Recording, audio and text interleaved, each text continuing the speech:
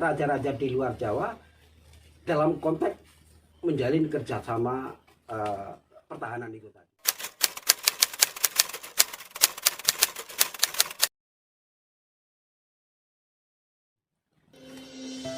Suatu ketika Raden Wijaya sebagai senopati dan panglima ekspedisi Pemelayu sedang berada di luar pulau dan mendengar bahwa Singosari runtuh. Maka Raden Wijaya memiliki satu kebijakan, memutuskan untuk menarik kembali semua pasukan prajurit ekspedisi Pemelayu, ditarik ke Pulau Jawa, bukan ke Singosari, karena ke Singosari sudah runtuh, ke Pulau Jawa. Kemudian dengan membawa pasukan ini berkoordinasi dengan Adipati Arya Wiraraja di Madura, kemudian mengadakan satu konsolidasi dan musyawarah. Yang awalnya Raden Wijaya ingin membalas serangan kepada Jayakatwang dengan prajurit yang diperkirakan mampu untuk membalas serangan balik.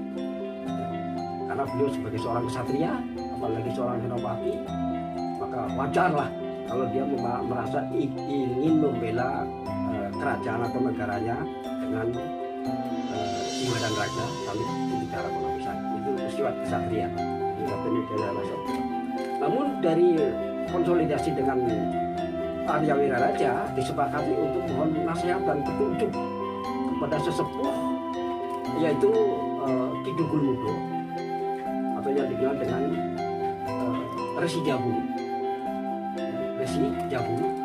yang memiliki padepokan atau pertapaan di sebuah Wonoprasto atau hutan pertapaan. Itu yang sekarang menjadi desa Jalan, itu padepokan Resi Jabu. Kemudian Raden Arya Wiraraja dan Raden Wijaya kemudian disertai dengan mantan punggawa Singosari yang masih setia kepada Raden Wijaya, antara lain adalah Ki Wiro, Ki Nambi, Ki Bandar, Arya Panular, dan lain sebagainya. Pergi menghadap Ki Gede Jabu, Persija Gede Jabu.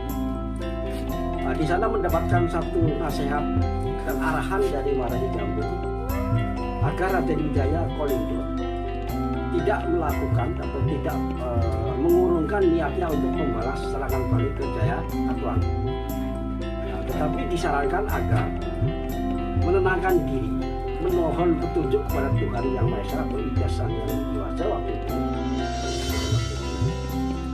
dengan melakukan pertapaan di sebuah kawasan Wonoprasto itu tadi. Wonoprasto itu artinya hutan pertapaan.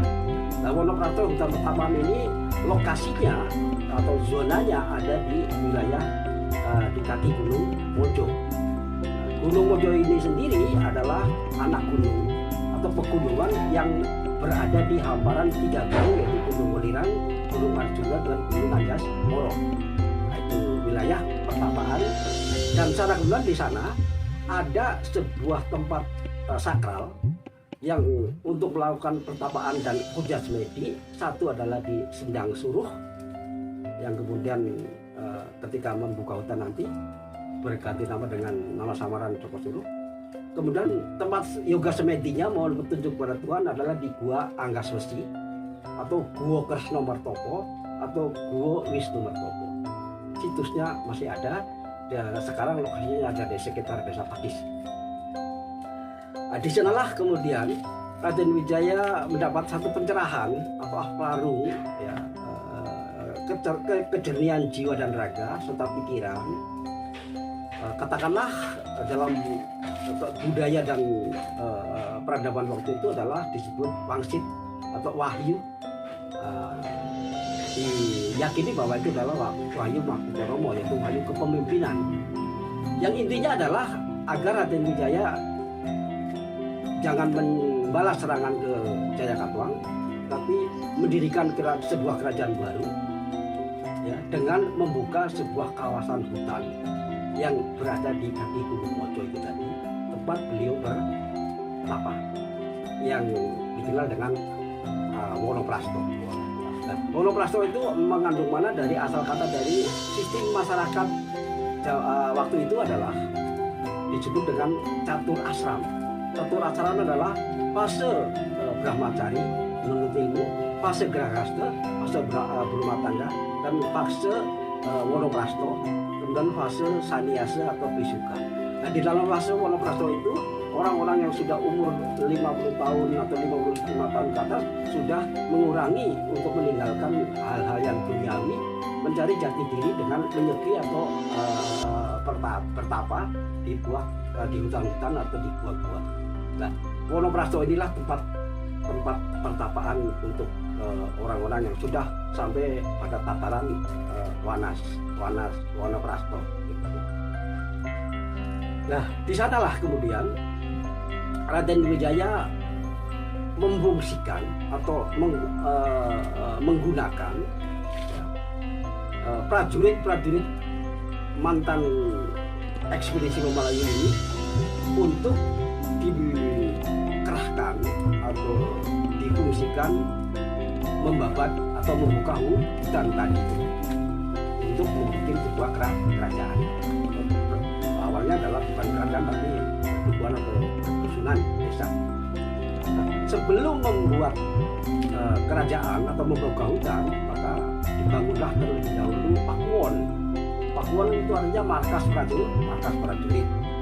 Ya, dikenal dengan Pakuwon Pakis karena pada kebetulan diselipkan dengan kata Pakis, seolah-olah itu adalah hutan Pakis, sehingga tidak diketahui kalau itu markas prajurit. Untuk menghindari deteksi dari pantauan intelijen pihak Jayakarta. Jadi seolah-olah tidak ada kegiatan di hutan itu. Kemudian membuka hutan dari waktu ke waktu diperkirakan hampir 4 atau 5 bulan membuka hutan karena Singosari runtuh tahun 1292. Kemudian pada bulan Mei 1293 Raden Wijaya mendengar berita dari pendukungnya, yaitu yang ikut membuka hutan, Ki Bandar. Ki Bandar adalah pimpinan wilayah Bandar Ujung Galuh di Surabaya, memberitakan bahwa datang rombongan tentara Tartar atau prajurit Mongol dengan jumlah yang cukup besar dan mendarat di pelabuhan Ujung Galuh Surabaya. Raden Wijaya sangat tanggap dan mengerti dengan pasti apa tujuan kedatangan prajurit dari Kaisar Kublai Khan atau prajurit Tartar tadi ke Pulau Jawa. Dengan yakin Raden Wijaya bahwa tujuan pertamanya adalah akan menyerang Singosari sebagai balas dendam tantangan Kertanegara dulu yang memotong telinganya utusan Kaisar Kublai Khan dari Mongol itu tadi. Tidak salah tebakan Raden Wijaya. Kemudian Raden Wijaya menemui pimpinan daripada prajurit Mongol itu tadi yang bernama Iko, menawarkan atau menjelaskan bahwa Singosari sudah runtuh dan sekarang sudah dikuasai oleh Jayakatwang yang berada di Gegelang begini. Kemudian antara Raden Wijaya dengan Iko Misel, pimpinan prajurit Tartar tadi, bersepakat untuk menyatukan kekuatan prajurit menjadi prajurit gabungan antara prajurit Tartar dengan prajurit Raden Wijaya yang notabene mantan ekspedisi Melayu, diberangkatkan dengan tujuan untuk menyerang Jayakatwang. Singkat cerita, Jayakatwang diserang secara mendadak. Nah, ini Jayakatwang menyerah dan ditangkap, kemudian dipenjarakan sampai meninggal di dalam tahanan. Setelah mengalami kemenangan yang gemilang, prajurit Tartar ditarik kembali ke pelabuhan Ujung Galuh di Surabaya, yang rencana akan kembali ke Mongol, ke negerinya.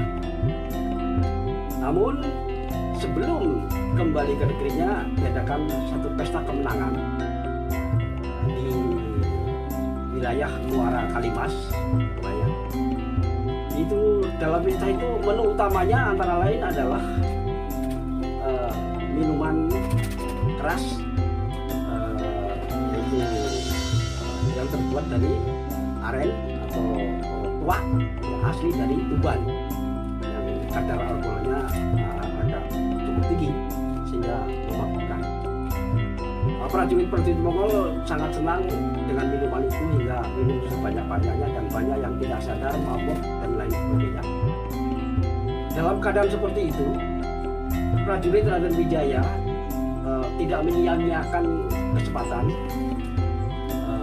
Prajurit Mongol dihabiskan atau dibantai sehingga tidak ada satupun yang tersisa.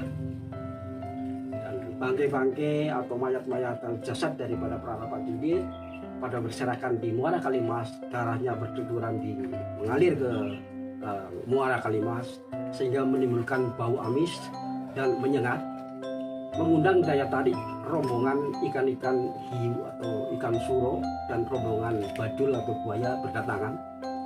Nah, di sanalah terjadi pertempuran atau pertarungan antara ikan suro melawan buaya. Raden Wijaya dengan prajuritnya sangat senang melihat hiburan yang gratis seperti itu. Kemudian Raden Wijaya menyatakan bahwa nama tersebut diberi nama Surabaya di Kalimas, yang sekarang diperingati sebagai hari kelahiran kota Surabaya, yaitu tanggal 25 Mei. Tepatnya Raden Wijaya memberi nama itu 25 Mei 1293 Masehi. Dari sana kemudian Raden Wijaya kembali ke Pakuwon, ke tempat pembabatan hutan, dan mempersiapkan diri untuk menyatakan berdirinya Mojopahit. Kemudian dalam persiapan sekitar 6 bulan, itu yang sekarang diyakini bersama bahwa hari lahir Mojopahit adalah 10 November. Jadi dari bulan Mei sampai November itu kemudian diadakan pendeklarasian tentang berdirinya Mojopahit. Tahun 1293 Masehi. Itu prolog dan epilognya. Jadi prolognya adalah karena runtuhnya Singosari dan Raden Wijaya adalah putra menantu serta berjiwa kesatria Senopati. Kemudian epilognya terlahirlah suatu kerajaan baru bernama Mojopahit. Jadi apa latar belakangnya? Latar belakang berdirinya Mojopahit secara konklusif adalah karena runtuhnya Mojopahit, runtuhnya Singosari, dan merupakan jawaban sejarah untuk membangun dan meneruskan dinasti atau kelanjutan daripada wangsa Raja Rajasa dalam wujud dan format kerajaan Mojopahit. Itu latar belakangnya. Ya, Itu. ya, terima kasih.